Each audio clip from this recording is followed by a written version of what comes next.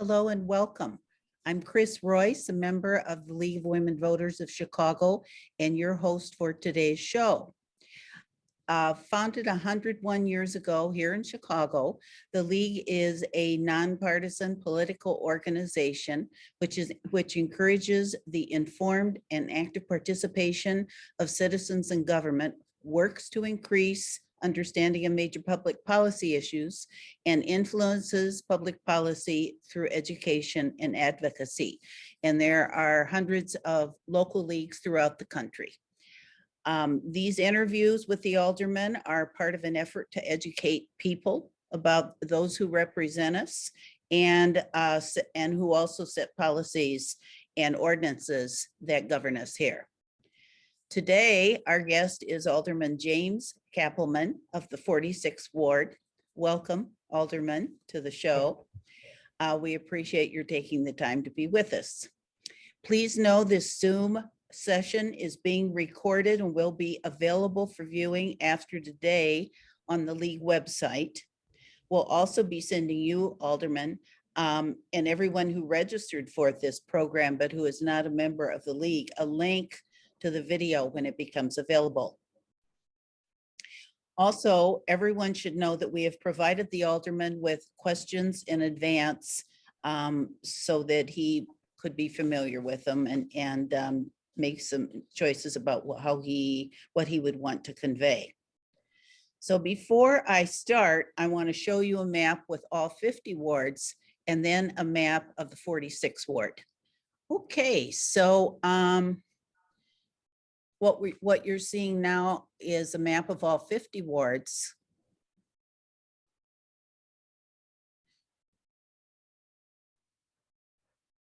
And then a map of the 46th.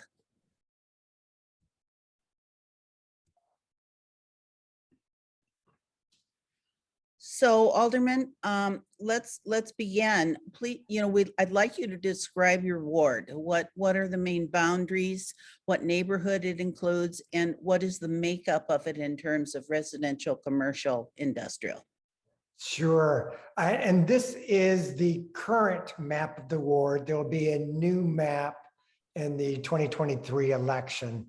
So for this current map, the 46th ward is the smallest geographically ward in the entire city. There's no other ward that has a smaller landmass than the 46th ward. And the reason for that is that each ward, at least when this map was drawn, should have around 52,000 residents. And we have a lot of high rises and multifamily unit buildings. And that's why it's so small. It has a long-standing tradition of welcoming many immigrants to the Midwest from all over the world. There's over 92 different languages spoken in the 46th ward. After English, the next most commonly spoken language is Russian. My very first job as a social worker back in the 1980s was settling refugees, many of them into the uptown community. So the northern boundary is the Ainsley Street. The southern boundary is Stratford. That's towards the southeast section of the ward. And it goes far west as Clark for the current map. Later on, it'll venture a little bit further to Ashland. This ward is extraordinarily diverse, not only with different ethnic groups, it's also very diverse economically. And we like to joke that it's also very diverse with people with opinions. We have 54,000 residents and probably 54,000 very, very loud opinions about how things should be. What's unusual about the 46th ward that's different from other wards in the city is our entertainment district. We have the Aragon Theater, the Riv, the Baton, The Double Door, which will be opening soon, and the Uptown Theater, which God willing will be opening soon. And there'll be another venue that's going to be announced later this summer. So that amount of entertainment is by far more than any other community in this city, except for the downtown area. Okay, and in terms of percentages, residential, commercial, any industrial? No industrial. It's also an unusual in that there are some wards with 3,000 vacant city lots. We don't have any vacant city lots. So it is primarily residential, and the retail corridors are along Broadway and Sheridan and Irving Park, Wilson, Lawrence. So there's some there, a lot of different restaurants and theaters is what you'll find in the 46th ward, at least in the uptown section, but you'll see that also in Lakeview, a lot of entertainment and restaurants. What's unusual here too is that a number of the store owners live in the area as well.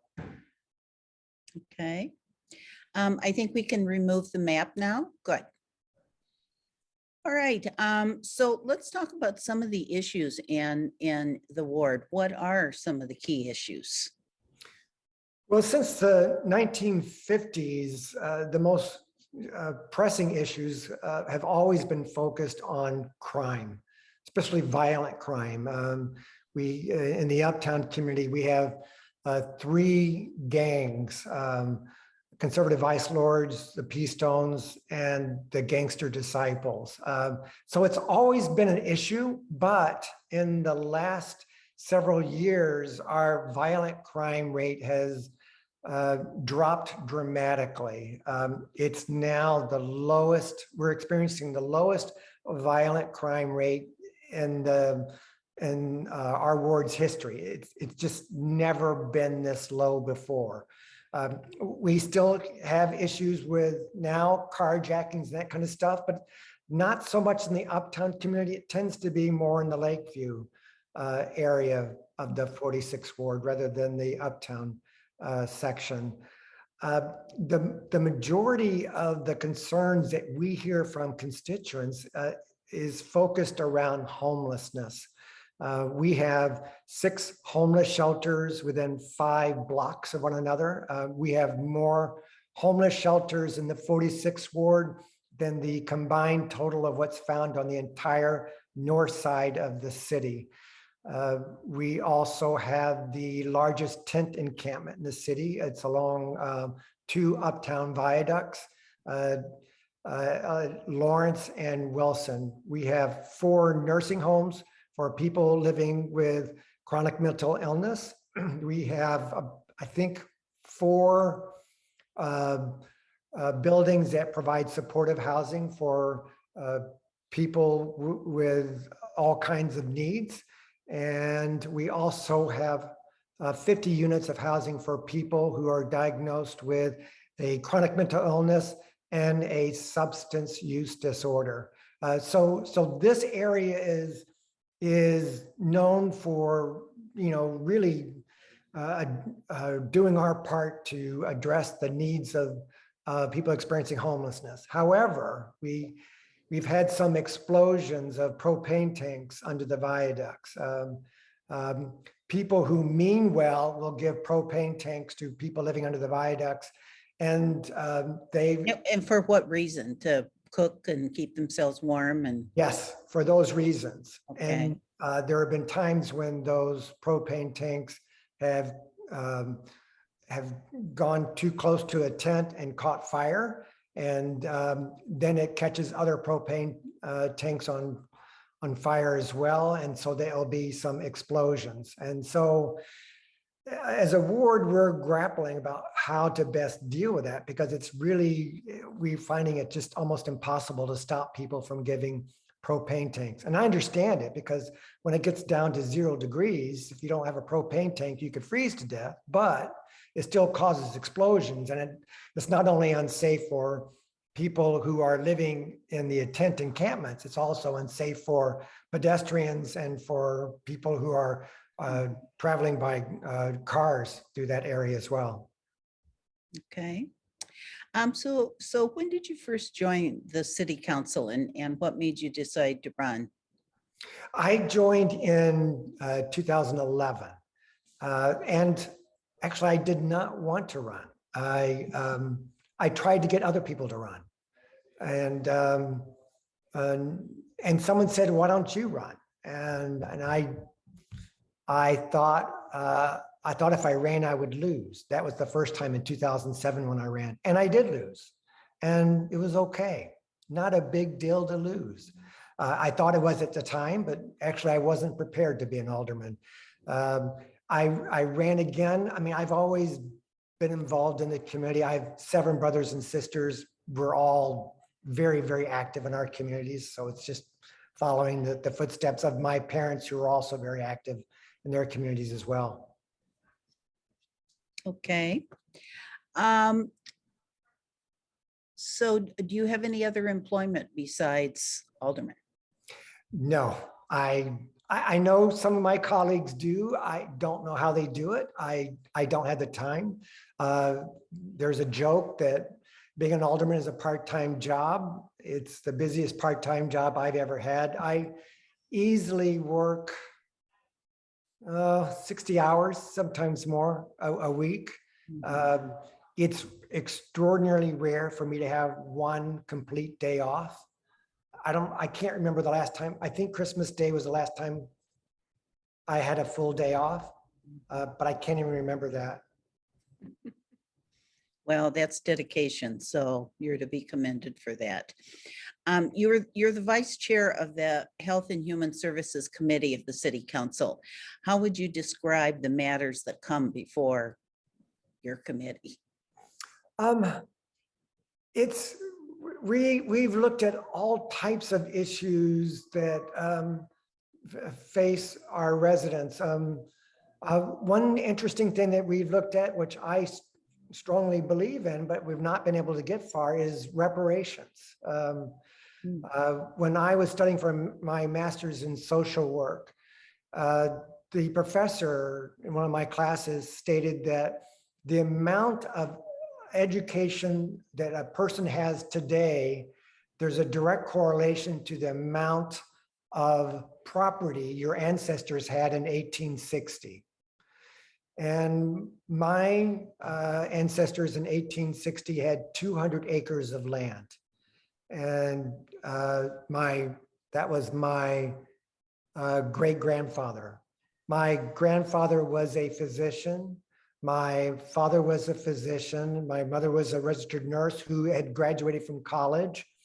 They had 8 kids. All 8 of us have a bachelor's degree, and half of us have a master's degree. I have a brother with 2 master's degrees.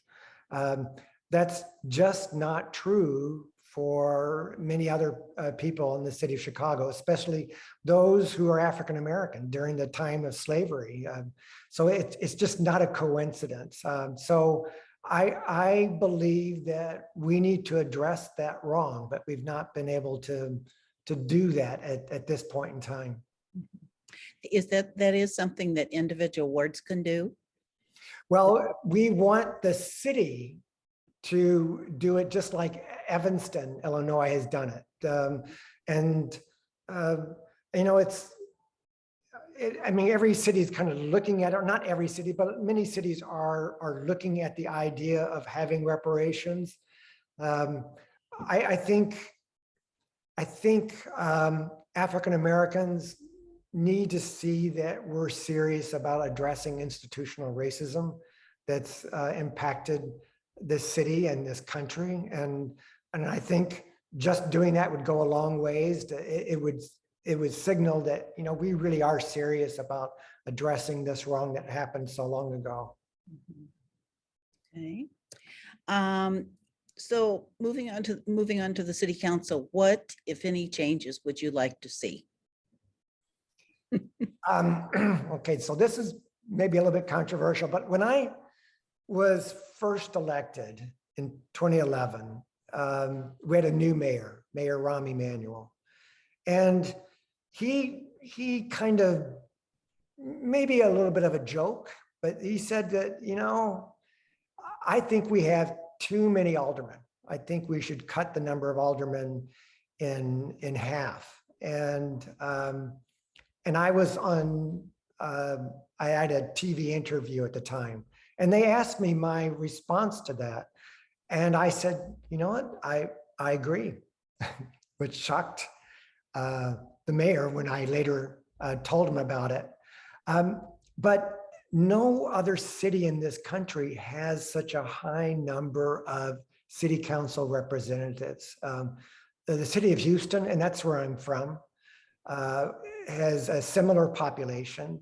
They have 11 city council members and 5 at-large members. Los Angeles, which is much, much larger than Chicago, they have 15 city council members. And the reason why I suggest that, because I've lived all over the country. I've lived on the East Coast as a Franciscan friar, West Coast, my family, Gulf Coast is where I grew up. I joined the Franciscan friars, and that's what ultimately brought me to Chicago. But the role of a city council member here in Chicago is very, very different from what we find throughout the entire country. For instance, close to 80% of the work that my office does is all related to 311 issues. In other cities, and I've lived in 11 different cities in 7 different states, people just don't even, they don't conceive of calling their city council member to address 311 issues. It's something that's very cultural here. The role of a city council member is deemed by many people much more important than their state representative or their state senator. And there are many people who don't know who their state representative or state senator is, but by golly, they know who their alderman is. But the reason why that concerns me is that people place aldermen in a role that I don't think is healthy. I think there's so much dependence on the role of the alderman that I think it would be better for us as a city to just to have a smaller number, just to kind of get out of that mentality of what an alderman really does. When I tell people the role of an alderman, they don't believe it. They really believe my role is to do 311 requests and do things that are really focused on the federal or state level. They actually get upset if I say that my role is really just on the city level. So do you see that happening anytime soon? Because it's certainly been bandied about for some time by some people. I was in discussion with a state senator a while back about changing that, and it never did. I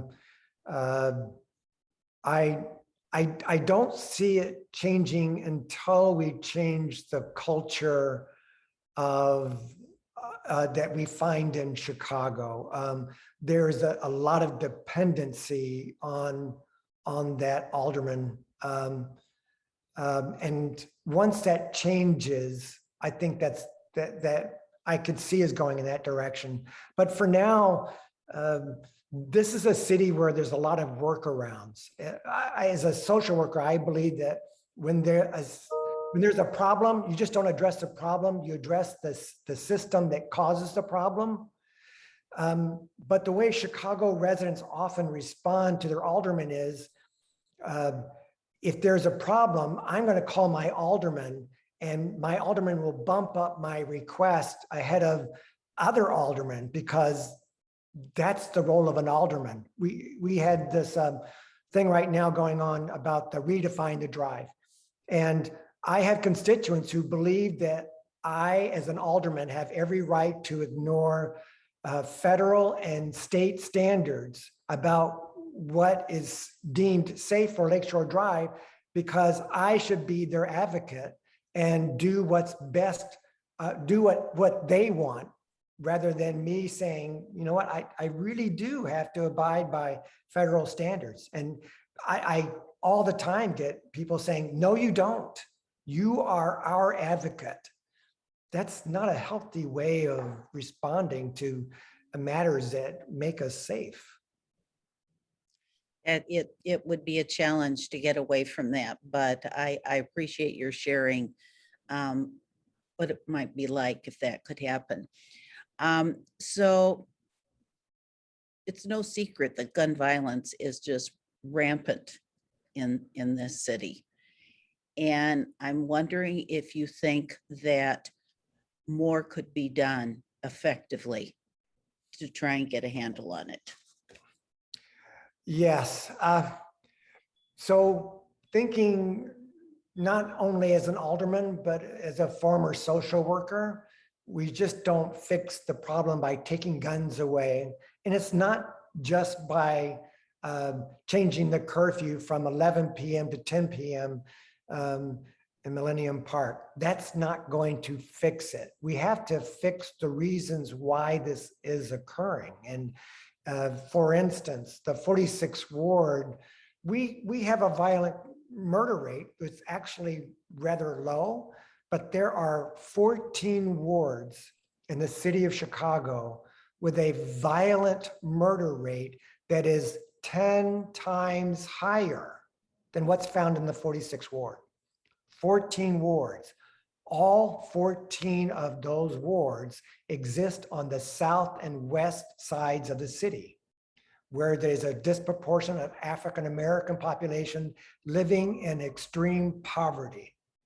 And we know that we have to address poverty. And part of addressing poverty means we have to address institutional racism that has been pervasive in this country. I mean, I said before, I'm from the city of Houston. I was in school during the days when integration started. I saw overt racism in Houston area, but Chicago is extraordinarily segregated. I've not seen that type of segregation ever before until I moved to Chicago. We have to address that poverty that exists. And that means that we just don't provide support to the children. We have to provide more support to the parents. The parents are the providers, protectors, and nurturers of their children. And they need more support. The other day, I saw a mom with about 4 kids walking to a play lot that's a block from my home. And she had a 3-year-old with her, and the 3-year-old fell down on the sidewalk. She yelled at that child and spanked that child for falling on the sidewalk. Well, you know, she's probably just repeating what she grew up with, but that 3-year-old is going to be at a disadvantage for having parents that are spanking him because he fell. I mentioned before, I have 7 brothers and sisters. My dad died when I was 15. He had bipolar disease. He committed suicide. It was an awful, awful situation. And my family had a lot of issues. We had a lot of issues growing up, and I needed help. But I was fortunate because there were other adults around me who were like a parent figure for me that I needed because I didn't have it. We now have children in areas of the city where they're friends and they have no access to seeing what a good family operates as, where a family is nurturing and loving their child and supporting their child. They just don't have that in their experience. And so how can I expect someone growing up in that experience to be a law-abiding citizen? We're not giving them a fair start. I kudos to Mayor Lightfoot, and she has that Invest Southwest program that we're having to really start addressing some of the systemic issues that we're seeing. We need to be more serious, but that's a start.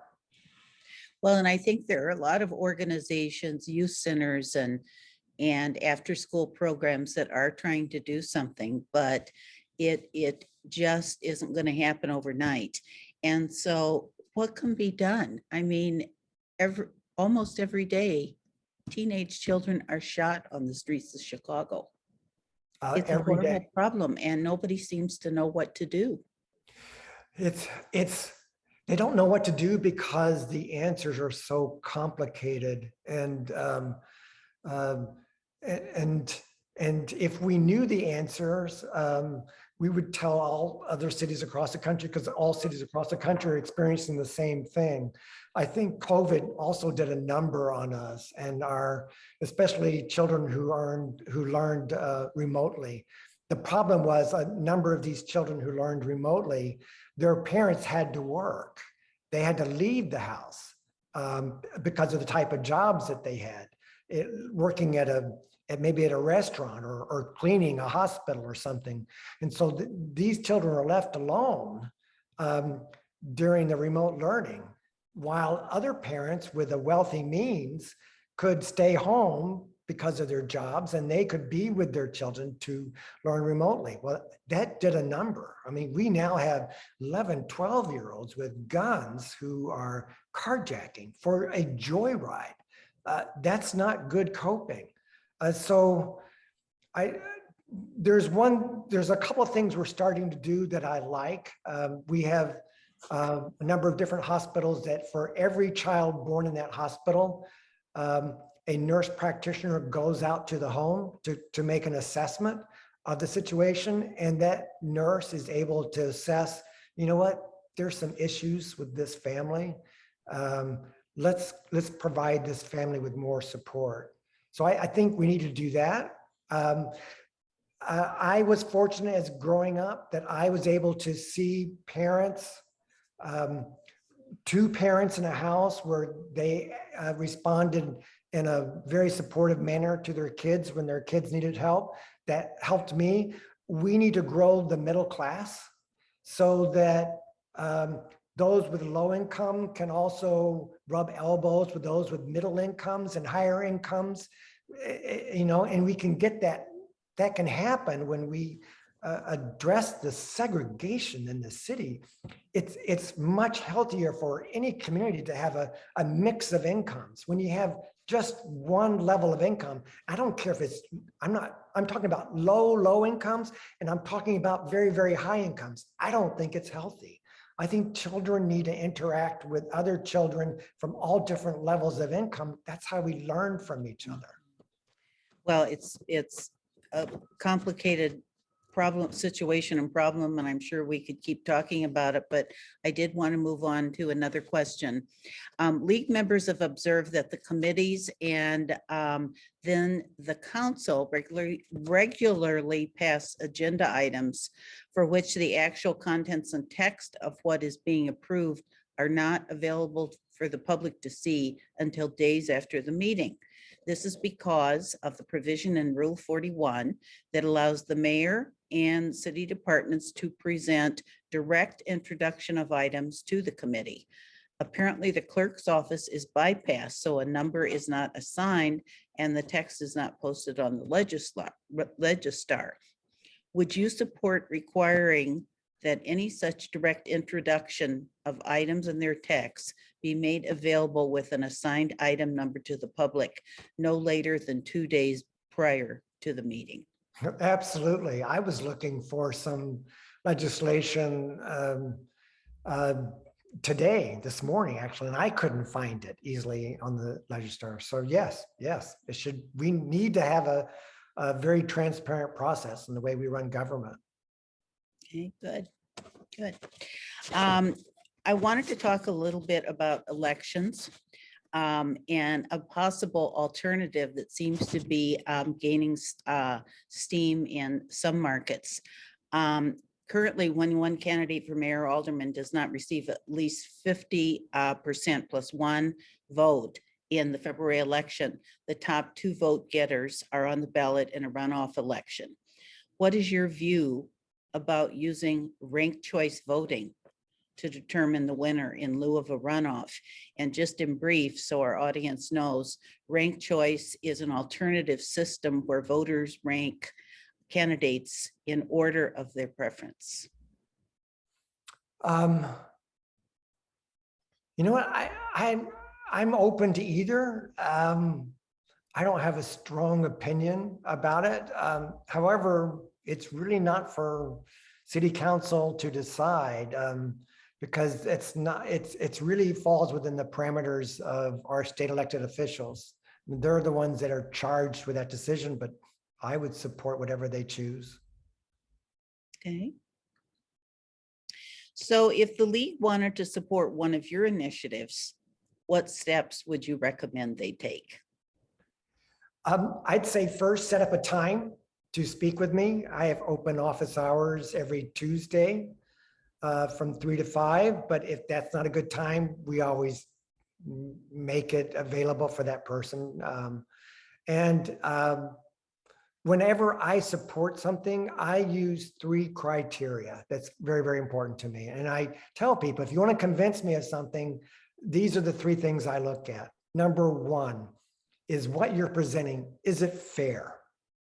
That fairness is a very important value for me. My siblings, we all grew up, we always talk about fairness. And then the second thing is, do the positive repercussions outweigh the negative ones? I can't tell you the number of times I've seen ordinances pass where the unintended consequences caused havoc. And so we have to go back and make changes. And the third thing is this proposal, is it based on the use of evidence-based best practices? And that comes from my background as a social worker. If those 3 criteria are met, you will probably get my support. Okay, good to know. And I'm sure the audience will appreciate knowing. So final question, what are some things that you would like to see get done or at least started during the remainder of your term in office? I touched on this a little bit, workarounds. We're still a city that operate out of workarounds. For instance, if someone's trying to get something done and they're going through a city process and they're just hitting a roadblock, they call up the alderman. Alderman, will you call this department to get this thing done? And then I call and suddenly it starts moving. That's not a good way to run city government. So I would like to see some type of an entity that focuses on identifying all the workarounds that exist in this city and then establishing a process to eliminating those workarounds. I mean, and I am talking, let's get really bold here. Let's make it so that aldermen are out of the picture when it comes to 311 issues, that we really have to go through 311. And if there's a problem with 311 not working, let's fix 311. 311 is the issue, and let's fix that. The other thing is, I would love to see the city adopt a master plan for the way we do development in this city, to guide us in our decisions. We spoke the other day about the casino or about this providing music venues. And someone brought up the discussion, well, if we do this music venue in the West Loop, won't it affect the music venue in the uptown area? And they raised that to me. And to be honest, I didn't know, because I don't understand all the dynamics of how entertainment venues work in downtown loops and different parts of the city and how that affects the uptown community. We need some people to help us with that planning process so that when it does go before city council, we can make an informed decision. Mhm. Very good, very good. Well, that's all the time we have, but I want to thank you so much, Alderman Cappleman, for your time today and being with us. Your comments have been very informative and enlightening. And so just a reminder to everyone watching that a link to this program will be found on the Chicago League's website. And everyone who registered for today's program who is not a league member will receive an email with the link, along with an invitation to join the league, as well as to sign up for notices of future programs. Next week, on Thursday, June 2nd at 6 p.m., we will be featuring Alderman Brendan Riley, the 42nd Ward. We're looking forward to that. So mark your calendar and plan to join us. I'm Chris Royce. Thanks for watching, and we will see you next time.